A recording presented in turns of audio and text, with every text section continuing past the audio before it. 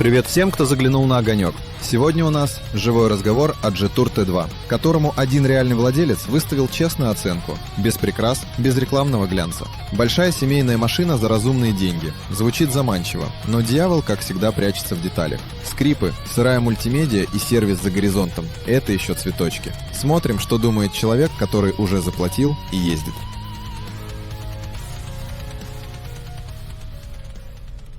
Расскажу о своем Jetour T2. Честно, сначала скептически относился к китайским маркам. Но цена за такой размер и комплектацию престиж реально приятная. За те же деньги конкуренты предлагали или меньше, или голый салон. Дизайн зацепил. Спереди агрессивно, как у дорогих немцев, сзади спортивно. Внутри тоже приятно. Огромный экран, кожа, подсветка, панорама. Смотрится дороже, чем стоит. Что реально радует, так это простор. Это просто дворец. Сзади 3 взрослых человека помещаются без толкотни, даже с детскими креслами. В багажник коляска, велосипед и чемоданы влезают без проблем. Семья в восторге. Едешь и не замечаешь дороги. Вот это вот все, стыки, ямы, люки с острыми краями, уходит куда-то вниз, в мягкое небытие. Подвеска работает не как у табуретки с мотором, а как у нормального автомобиля, который создавали для жизни, а не для торчер-камеры. Спина не затекает, поясница не просит пощады после 800 километров. Это не магия, ребята, это просто инженеры не схалтурили. И да, в салоне тихо. Не как в склепе премиума за 10 миллионов, но музыку слушать реально приятно, а не перекрикивать гул колес, как в консервной банке японского происхождения. Разговор на уровне спокойного барного трепа. Держится, не срываешь голос. Это элементарный тест на профпригодность марки. А теперь про навороты. Комплектация честная, без этих маркетинговых фокусов доплати за воздух. Подогрето все, включая то, что не сразу найдешь. Вентиляция сидений летом – спасение для спины, а не просто галочка в прайсе. Адаптивный круиз, камеры по кругу, чтобы не притерться к бордюру. Беспроводная зарядка, которая реально работает, а не греет телефон до состояния утюга. И этот гигантский дисплей вместо приборки. Сначала глаза разбегаются, но привыкаешь мгновенно. За эти деньги это не просто хорошо, это просто праздник какой-то. Серьезно, заходишь в салон и понимаешь, вот так должны выглядеть современные машины, а не эти пластиковые корыта с позорными заглушками. Голосовой помощник, конечно, иногда тупит. Ну а какой не тупит? Это же не полноценный AI, а капризный китаец, который делает вид, что не расслышал команду с 3-го раза. Бывает, орешь на него, а он включает подогрев задних сидений вместо навигации. Мелочь, но бесит. Через провод Android Auto и все проблемы решены. Интерфейс летает, все понятно. Но не могут пока эти разработчики сделать софт, который летает как у айфона. Что тут поделать? Но это именно что иногда. В остальном полный фарш. И это подкупает больше, чем глянцевый лоск конкурентов с пустым списком опций. 1,5 литра и турбина спорткар? Нет. Но кто сказал, что этого мало? Едешь по городу, подхватывает снизов без этой унизительной турбоямы. Когда жмешь педаль, а в ответ тишина и молитва. На трассе обгоняешь фуры не как смертник с зажмуренными глазами, а уверенно с запасом под правой ногой. Без мучений, без истерики мотора на высоких оборотах, без ощущения, что сейчас поршни выплюнет в лобовое. Серьезно, для гражданской езды этого добра выше крыши. Все остальное – понты для тех, кто выезжает на трек раз в жизни, и то в компьютерной игре. Коробка-робот с 2 сцеплениями – вот это вот реально удивило. Никаких пинков, никакого дергания в пробках, когда эти специалисты из других марок заставляют тебя кивать головой, как китайский болванчик. Переключения плавные, логика переключения адекватная, а не как у пьяного таксиста. Расход 9-10 литров в городе с его вечными старт-стопами. Это нормально, даже честно. На трассе падает до 7-8. Для громадины с таким весом и парусностью не живет, а просто пьет аккуратно. И заметьте, 92-й лью. 92-й. Не эту ослиную мочу с присадками за бешеные деньги. Элементарно выгодно. И вот он главный аргумент. 7 лет или 150 тысяч километров гарантии. Не 3 года, пока машина только обкатается, и все, гуляй, Вася. Нет. Ты реально прикрыт на весь срок, пока будешь на ней ездить. Это дорогого стоит. Просто садишься и едешь, зная, что любая серьезная болячка не твоя головная боль, а их. Психологический комфорт, который ни один тест-драйв не передаст. Пока внутри ничего не свербит от страха за движок или коробку. Это вам не лотерея с европейскими надежными моторами, которые сыплются аккурат после окончания гарантии. Пластик. Вот где собака порылась. Садишься в салон, проводишь рукой по торпедо и понимаешь, жесткий, мать его, пластик.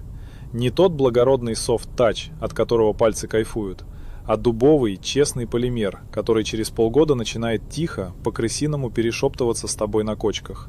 Еле слышные скрипы. Пока не критично, но свербит. Серьезно, ребята, это как камешек в ботинке. Идти можно, но удовольствия ноль. Сразу видно, где эти ребята из отдела закупок решили сэкономить 3 юаня на килограмме материала.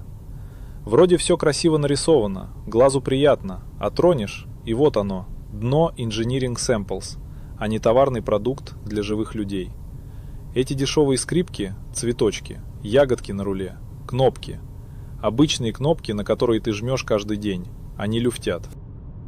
Этот микроскопический паразитный ход в миллиметр, когда палец еще не нажал, а кнопка уже гуляет туда-сюда, вот что убивает. Через пару лет оно начнет сыпаться, зуб даю. Не развалится, но будет выглядеть и ощущаться, как старая игрушка из ларька. Сразу сбивается весь флер премиальности, который навели огромным экраном и кучей опций. Мелочь? Да. Но автомобиль, тем более семейный, это не просто средство передвижения, это тактильный опыт. Ты в нем живешь, трогаешь, дышишь. И когда эта мелочевка раздражает каждый день, это ломает все впечатление, превращая комфортную капсулу в этакий почти хорошо мобиль. Мультимедиа. Огромный телек во всю приборку смотрится как портал в будущее, но интерфейс сыроват. Логика хромает, иногда при запуске система подвисает, тупит, как старый Android с захламленной памятью. Штатная навигация? Забудьте это слово, оно здесь лишнее. Пользуйся Android Auto через провод, и будет тебе счастье. Карты без тормозов. Голосовой помощник – это вообще песня. Говоришь ему жарко, а он вместо климата начинает искать ближайший ресторан. Не всегда понимает с первого раза. Элементарно бесит. Приходится или орать, как на собаку, или забивать и делать все руками. Вот это вот все – позор для 2024 года. Но справедливости ради к этому привыкаешь. Адаптивный круиз и вентиляция сидений искупают многое. Просто знайте, халява тотальна, но полировщика над софтом китаец явно не кормил. Месяца 2 в салоне стоял этот фирменный аромат свежего гроба, сделанного из вторсырья. Запах пластмассы, химический, назойливый, выветривался мучительно долго. Серьезно, ребята, садишься вроде в современный автомобиль, а нос тебе кричит: «Китай, сэр!». У японца или корейца этот дух уходит за пару недель, а тут сидишь и гадаешь, то ли окна открывать, то ли противогаз надевать.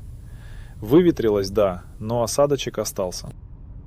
И сразу думаешь, если уж с запахом такая экономия на фильтрации и материалах, то что там, прости господи, внутри торпеда-то напихано? Сервисная логистика – это позор. Дилера в моем городе нет, ближайший очаг цивилизации за 150 километров. 150 верст, Карл.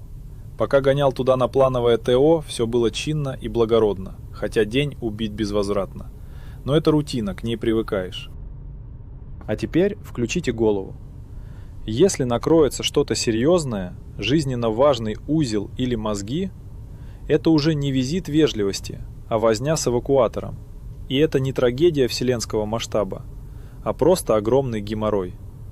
Телефонные переговоры с невидимыми сервис-менеджеришками, ожидание, нервы. Приехали.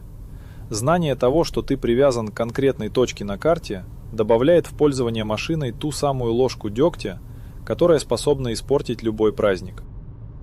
Про запчасти пока не спрашивал, бог миловал, но сарафанное радио гудит нехорошо. Могут быть задержки, логистические коллапсы, ожидания по месяцу, стандартные прелести молодого бренда, который еще не завалил склады местных барыг деталями. Это огромный минус. Но когда вывозишь семью на трассу, врубаешь климат и видишь перед собой этот космический экран с кучей опций, недоступных нищим европейцам за бешеные деньги, понимаешь главное – за свои деньги это праздник. Машина дает пространство, комфорт и кучу дорогих фишек, как у моделей классом выше. Просто надо честно отдавать себе отчет. Ты купил не автомобиль мечты, а трезвый компромисс с китайской душой. Если готов мириться с запахом дешевого пластика и перспективой эвакуатора ради тотальной халявы по опциям, welcome. Надежность – это тишина. Едет хорошо, молчит, не дергается. Пока полет нормальный.